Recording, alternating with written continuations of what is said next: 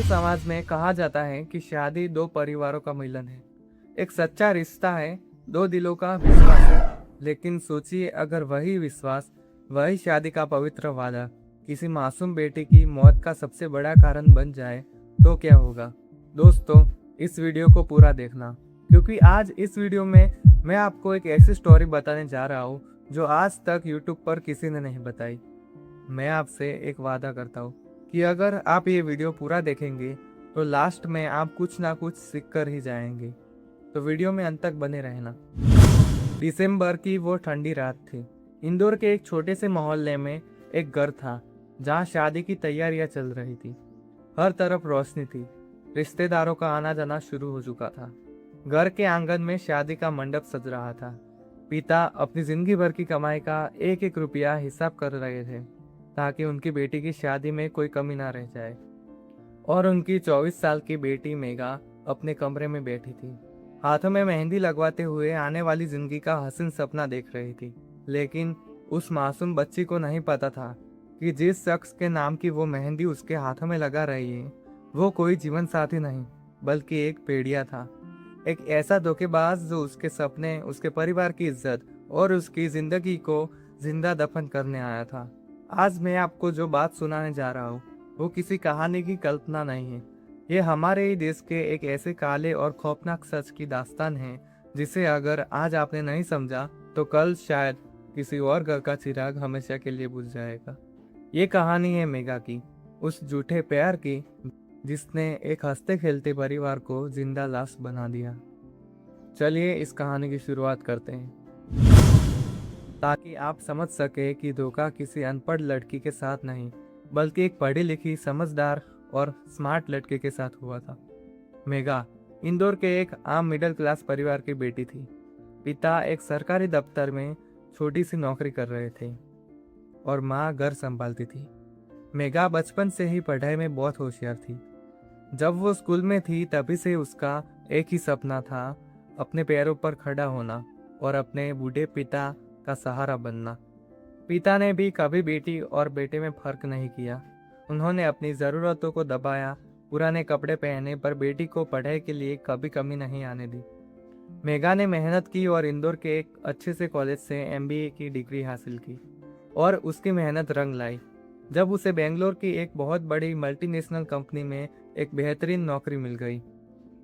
जब मेघा पहली बार बेंगलोर जाने के लिए ट्रेन में बैठ रही थी तो उसके पिता की आंखों में आंसू निकल रहे थे, पर वो आंसू दुख के नहीं थे, खुशी के थे। उन्होंने मेघा के सर पर हाथ रखकर कहा कि बेटी, शहर नया है पर डरना मत, तेरी कामयाबी ही मेरा सबसे बड़ा इनाम है। मेघा बेंगलोर आई, एक नया शहर, बड़ी बड़ी इमारतें और हर तरफ भागती हुई जिंदगी। शुरुआत में मेघा थोड़ी अकेली थी, पर धीरे धीरे उसने काम में अपना दिल लगा लिया। वो सुबह टिफिन पैक करती, दफ्तर जाती, दिन भर मेहनत करती और रात को थक कर अपने छोटे से कमरे में वापस आती। उसका पूरा ध्यान सिर्फ अपने कैरियर पर था।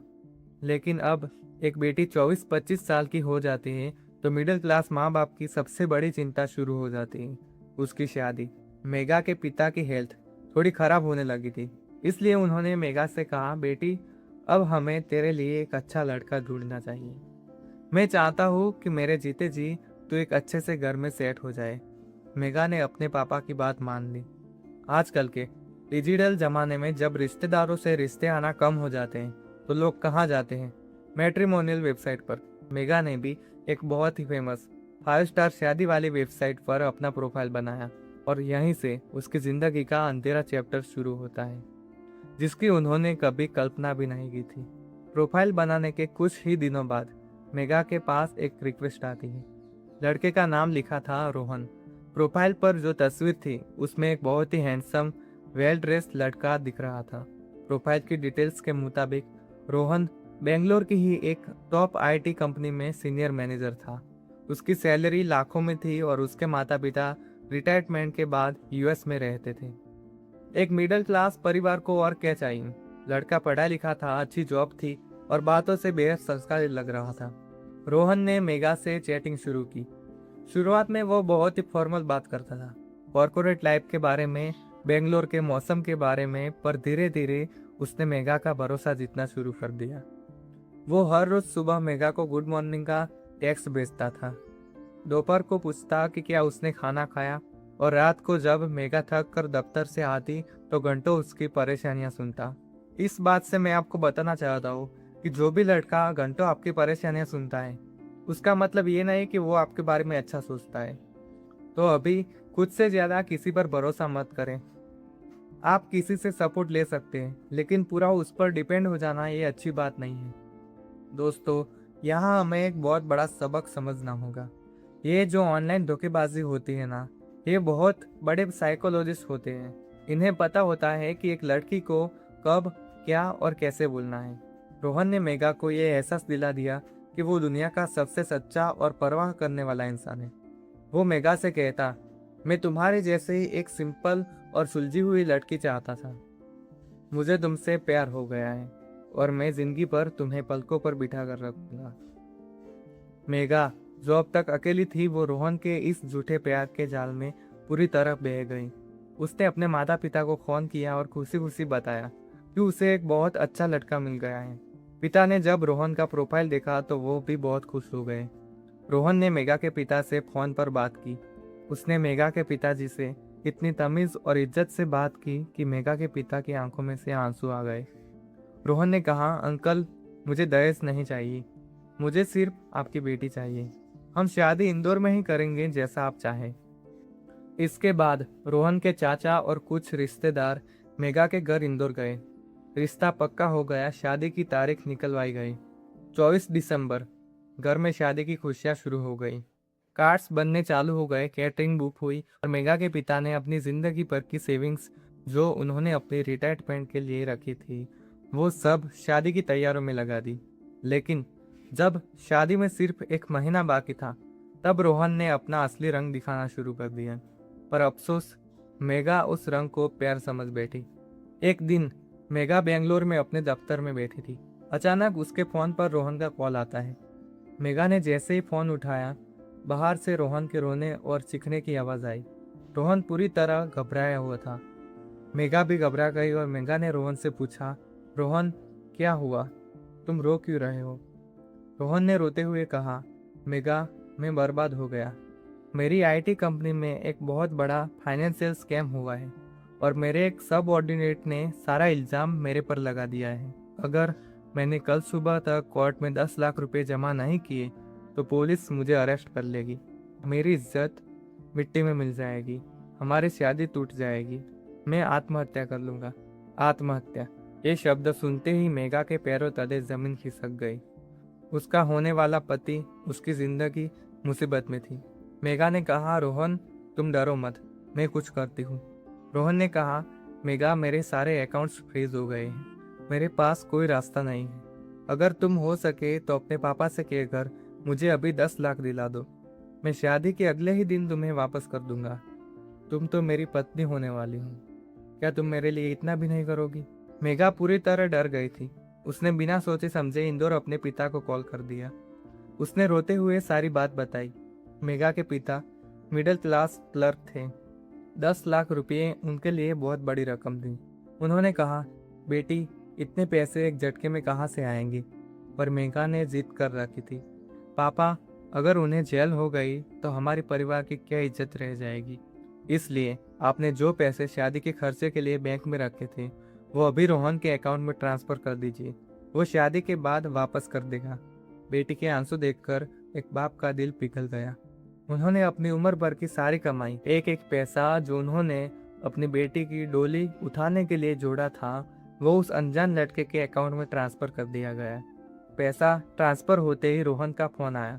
उसने कहा, मेघा, तुमने मुझे बचा लिया, अब हमारी शादी धूमधाम से होगी। मैं 24 दिसंबर को बारात लेकर इंदौर पहुंच रहा हूँ। मेघा ने चैन की सांस ली। उस मासूम को लग रहा था कि उसने अपने होने वाले घर को बचा लिया है, पर मेघा ये नहीं जानती थी कि उसने अपने ही हाथों से अपने परिवार की तबाही का परवाना लिख दिया है। 24 दिसंबर, शादी का दिन। इंदौर का वो मैरिज हॉल रोशनियों से नहा रहा था। मेघा लाल रंग के दुल्हन के जोड़े में सज धज कर बैठी थी। उसकी आंखों में थोड़ी शर्म थी और ढेर सारे सपने। बाहर मेघा के पिता नए कपड़े पहने सर पर पगड़ी लगाए दरवाजे पर खड़े, हाथ में फूलों की माला लिए बारात का इंतजार कर रहे थे। शाम के 7 बजे बारात नहीं आई। रात के 9 बजे बारात अभी तक नहीं आई और सर्दी बढ़ना शुरू हो गया। रिश्तेदारों में कानाफूसी शुरू हो चुकी थी, पर बारात का कोई नामो निशान नहीं था। मेघा ने घबराकर रोहन का नंबर लगाया और सामने से एक लड़की का आवाज आता है, the number you are trying to call is currently switch off. उसने उसके चाचा को फोन किया, लेकिन उनके चाचा का नंबर भी स्विच ऑफ आ रहा था। उसके रिश्तेदारों के सारे नंबर्स एक एक करके बंद हो रहे थे। मेघा के पिता के दिल में एक अनजान डर बैठ गया। उन्होंने तुरंत अपने बेटे और दोस्तों को गाड़ी में बैठाया और बेंगलोर में रोहन के दिए गए एड्रेस पर भेज दिया।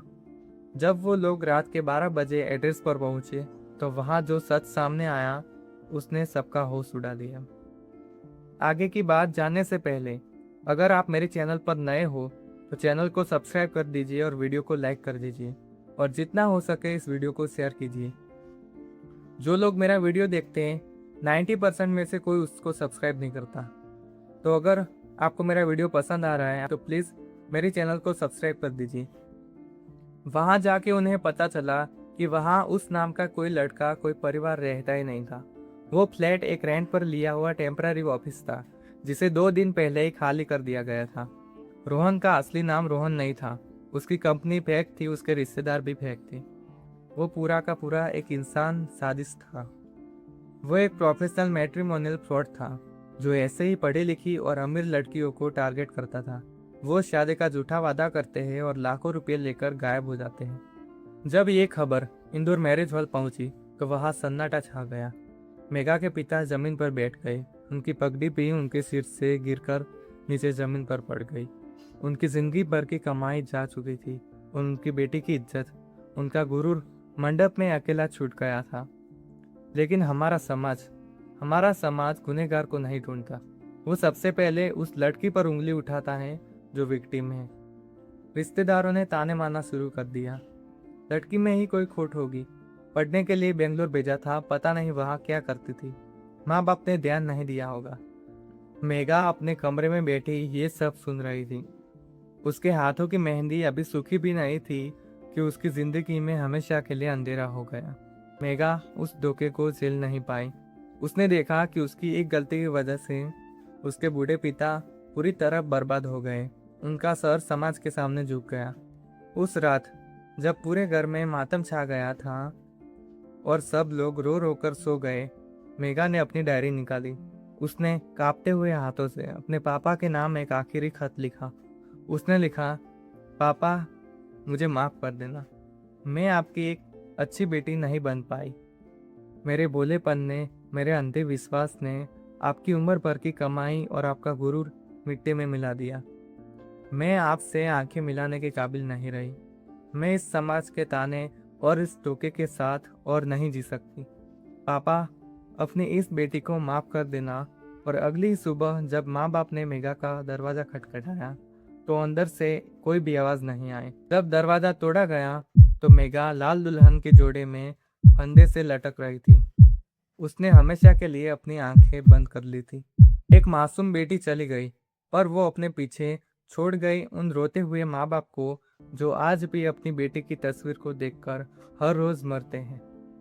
वो पैसा तो चला गया, पर उनका परिवार, उनका पूरा संसार उजड़ गया। आज इस वीडियो के जरिए मैं देश के हर एक माता पिता और हर एक लड़की से एक सवाल पूछना चाहता हूँ और उन्हें अलर्ट करना चाहता हूँ। आजकल इंटरनेट पर, मैट्रिमोनियल वेबसाइट पर या सोशल मीडिया पर चल रहे लव मैरिज और शादी का खेल एक बहुत बड़ा बिजनेस बन चुका है। लड़कियाँ जो थोड़ी सी मीठी बातों में आकर अनजान लोगों पर अपना सब कुछ दांव पर लगा देती है, उन्हें ये समझना होगा कि इंटरनेट पर दिखाने वाली हर चीज़ सच नहीं होती। प्रोफाइल पर लगाई एक हैंडसम तस्वीर और बड़ी कंपनी का नाम, वो सब सही नहीं होता। मैं इस वीडियो के जरिए आपको 3 बहुत ज़रूरी बातें बताना चाहता हूँ जो हर लड़की को पता होनी चाहिए। पहली बात, शादी से पहले अगर कोई भी लड़का, चाहे वो आपके कितना भी सच्चा प्यार करता हो, चाहे वो आपका कितना भी सच्चा प्यार बन चुका हो, अगर वो आपसे पैसा मांगे या कोई फाइनेंशियल हेल्प मांगे तो तुरंत सावधान हो जाए। 99% केस में वो फ्रॉड ही होता है। दूसरी बात, किसी के दिए गए एड्रेस या प्रोफाइल पर तब तक भरोसा मत कीजिए जब तक आपके परिवार का कोई सदस्य खुद उसके घर, उसके दफ्तर जाकर फिजिकल वेरिफिकेशन ना कर ले। तीसरी और सबसे ज़रूरी बात, किसी भी धोखे के बाद आत्महत्या रास्ता नहीं है। पैसा वापस आ सकता है पर आपकी जान वापस नहीं आ सकती। आपके माता पिता के लिए आपकी जान उन 10 लाख रुपयों से या समाज की इज्जत से बहुत बढ़कर है। तो कोई भी डिसीजन सोच समझ कर लीजिए। मैं कमेंट सेक्शन में आप सबसे कुछ पूछना चाहता हूँ। ऐसे धोखेबाज जो शादी के नाम पर लड़कियों की ज़िंदगी से खेलते हैं, उन्हें हमारे कानून में क्या सज़ा मिलनी चाहिए? क्या हमारे समाज का लड़की पर ही उंगली उठाना सही है? अपने विचार नीचे कमेंट सेक्शन में ज़रूर लिखना और इस वीडियो को मजाक में मत लीजिए। इस वीडियो को अपनी बहन, अपनी बेटी और अपने दोस्तों के साथ शेयर ज़रूर कीजिए। क्या पता आपका एक शेयर आज किसी और मेगा को एक मौत के जाल में फंसने से बचा ले।